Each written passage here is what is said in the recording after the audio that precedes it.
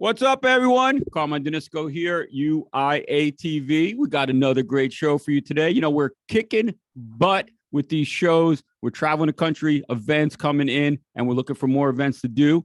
We just happen to have the Mr. Made in America, the king of manufacturing with us today. Chris, what's happening, man? Hey, Carmine, how's it going? So I'm excited today. We got a big time player as a guest who's on our judging panel for our Inventors Showcase, October 21st. It's going to lead to two lucky winners going to Vegas to do it live at the National Hardware Show. And who better than have a judging panel of folks that have been on HSN, QVC, All-Star Products, Shark Tank. I mean, it's not like you're talking to people who haven't done it, right? These are people who have actually done it, experienced it. And, you know, Carmen, on that note, I got to lead in this way, right? We got a great guest, right? He's an on-air product expert at QVC, over 500 different products. And I'm going to say it, over $1 billion in sales. I don't know anybody who has sold over $1 billion in sales. Welcome, Scott. Glad to have you on the show. I don't know why you have me on as a television pitch fan. It should be you, Chris. I mean, what are we doing here? You know, like, first and foremost, you know, as always, thanks for having me. You know how much I love you guys, and I love the UIA. I've been involved for over 15 years now. Great place, great way for me to give back to a business that's been so good to me. So I'm just so always honored to be here. Appreciate to be involved in the event. I do apologize. It is my one day off. So we got the Maryland Terps hat for my daughter who goes there, and the t-shirt. I apologize. I'm going out buying some pumpkins to decorate the house later. So I'm not as dressed as nice as you guys. So I do apologize for that. Doesn't mean I don't take it serious. And the inventors should take this serious too. Absolutely, Scott. You know, and we talk about, Carmine and I meet a lot of folks, and this is why we do this, right? We want people to understand, like, when you have a product, it's great that you have a product. How are you going to pitch it? What are you going to sell?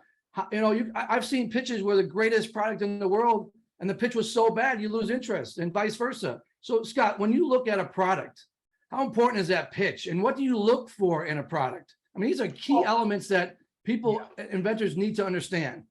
Chris, it's insanely important. And I'll tell you why, because I'm not a manufacturing genius like you. I'm not a multi-millionaire like Carm who can fund all this stuff. You know what I mean? I'm just the guy who understands how to sell it, but you really do need to be able to pitch it.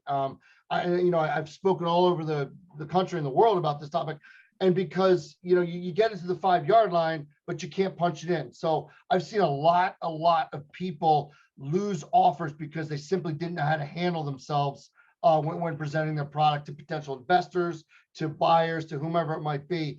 Listen, it's all important. You have to have an actual product first. You've got to have a couple bucks to be able to move it. But man, oh man, if you don't know how to explain what it does to people concisely and intelligently and cogently, all the other stuff doesn't matter. So let's do that for a second. I hear a lot of inventors talk about their personal story, which is great. But when you're in front of a buyer or in someone like yourself who's going to put it on TV, I don't see, there's no interest in that. They want the buyer wants to know, how's it going to sell and help him, just like you, Scott, right? You're going to want to sell this, get it on air, and get repeat orders and repeat sales. So talk about that a little bit.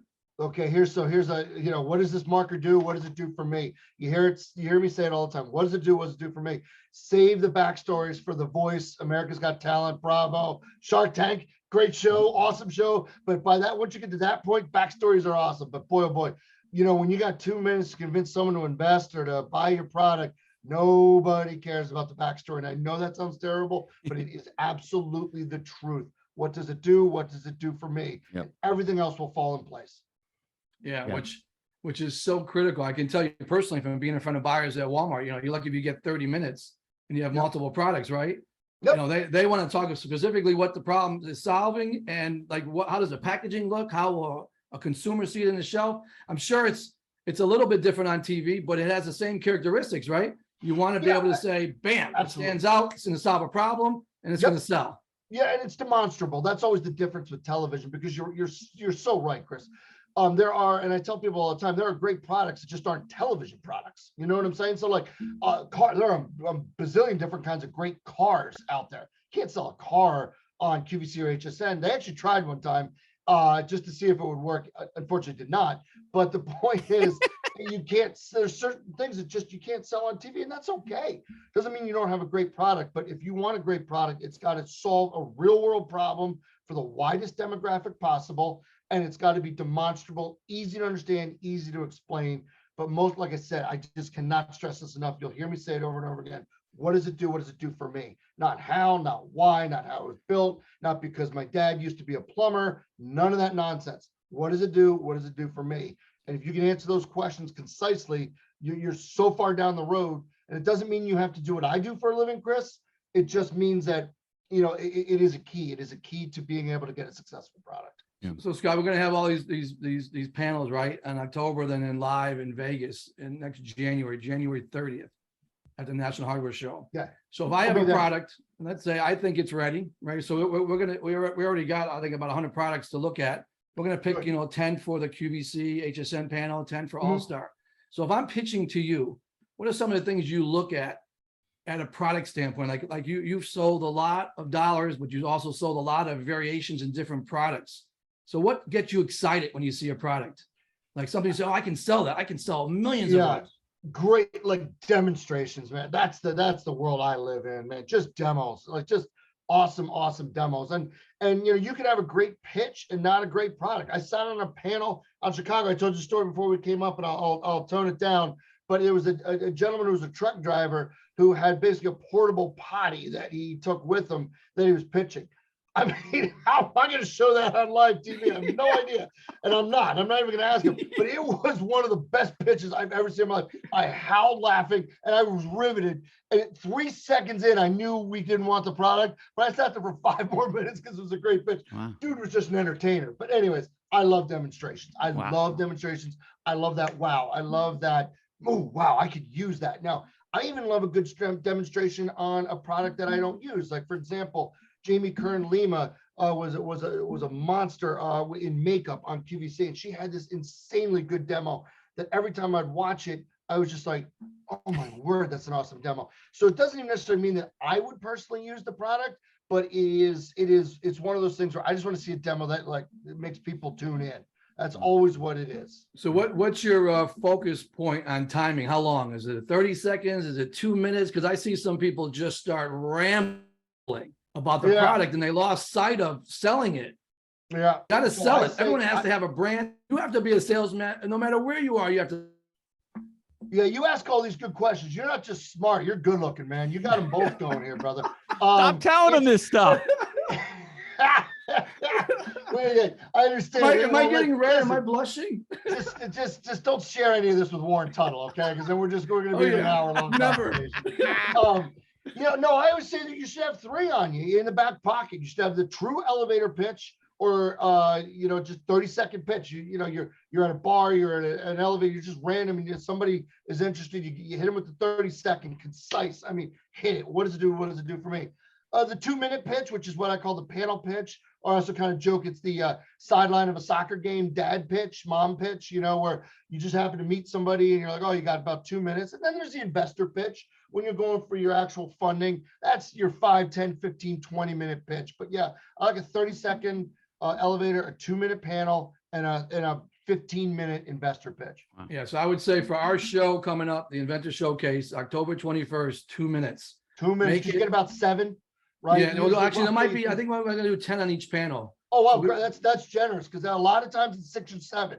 That's a good amount of time, Chris. But like the dead last thing you want to do on that is waste your time. You only get this much time, so you want to spend this much of it talking about yourself and your product, or you want to spend this much of it and then this much of it listening to the judges and the experts and getting the feedback. Yeah, we're going to leave some room for questions, because I think it's important that we're going to have this whole panel set up on how to get your product on TV. If you want to license it, what do you need to do? If you need a patent, when do you go for a patent? How about I want to launch it? How do I get it manufactured? So we're going to have all these great guests on, and then we're going to have, okay, now you're going to pitch to the pros. So you got to be ready. So I think, 2 minutes, we'll leave some room for questioning. But I say, like, it's really important to really polish it. Don't make it sound like you're reading it, right? You want to really make it so you're selling it and it comes off natural. Yeah. And it really shows it. Well, I think there's a couple quick things, because I know we're limited on time. I always say dress the part. And what I mean by that is gosh, if when you do this, the judges and the people making decisions, they bet on the horse and the jockey.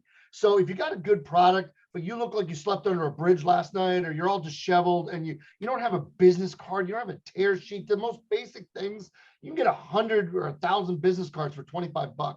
Like if you don't have the preparedness, then we're not going to bet on the jockey, because it makes it look like you just don't have your stuff straight.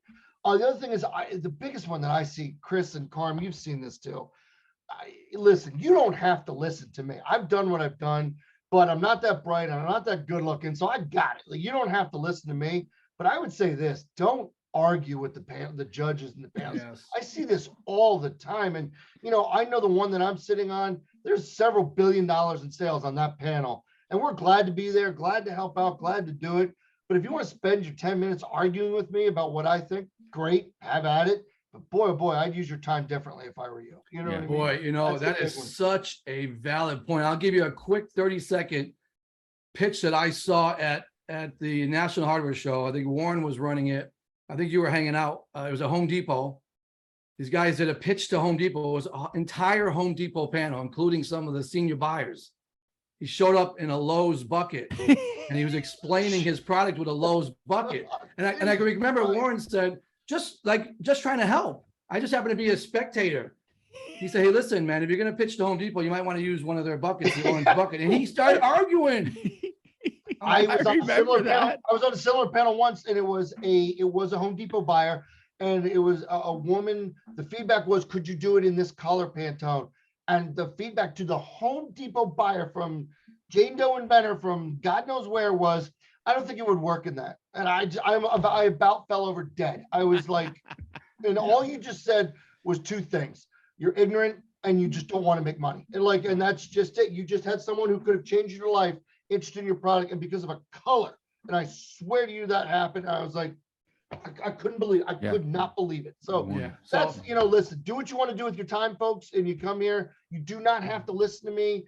I just happen to have experience in this, but I've just seen people, take a win and, grab snatch a victory, or a defeat from the jaws of victory, by just being belligerent or ignorant or argumentative or whatever it is, you don't have to be a professional, but just come prepared and just look like you want to be there. And what does it do for me? We bet on the horse and the jockey. Those are the takeaways.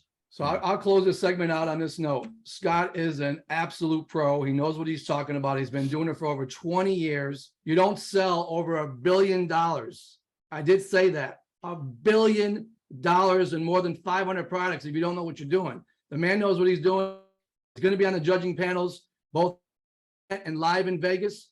So for me, everything he says is stone. I listen to it. I take it to heart because it's true stuff. It's real world advice that you're not paying for. He's happy to do it. Look at, he's on vacation today. The one day he gets off and he joined us. That should tell you something about Scott. So thank you, Scott. Really appreciate what you do for us. I couldn't build a Lego castle, but I could sell it. You know what I mean? So I just know what I can do, Guys, it's always great to see you. Thanks for having me, and look forward to seeing you in a month, and we'll see you in person in January. Absolutely. Awesome. All right. Man. Thanks, Scott. Appreciate Very cool. Gentlemen, Thanks a lot, Scott. Awesome, man. Very cool stuff. And for all you guys out there who are still on the fence about joining us on October 21st, this should show you that you don't know, you need the training, you need to pitch correctly if you want to make it. This information it's insurmountable. I cannot believe just, Chris, that little bit of time, how much information Scott gave us. That was insane, right? He's a pro, man. He knows what he's doing. He's been doing it a long time. When you do it a long time, you get good at it. You really critique it and you perfect it. Again, if you're selling over $1 billion, over 500 products, I mean, different products, right? You're not doing it unless you know what you're doing. Yeah. That man knows what he's doing. So I'm happy to have him on the team and part of our organization. Yeah, he's awesome. All right, we're going to hang up. Let me tell you something, guys. Go on out. Make sure you sign up for the October 21st Inventor Showcase. It's awesome. Look for all of our, I don't want to say ads, all of our posts, social media. Go on out, join up, and we will see you there October 21st. Don't miss out. It's going to be a one-of-a-time show, man. So for myself, Carmen Danisco, for Mr. Christopher Guerrero, we thank you for listening, and we will catch you next time on UAI TV, Made in America. See you.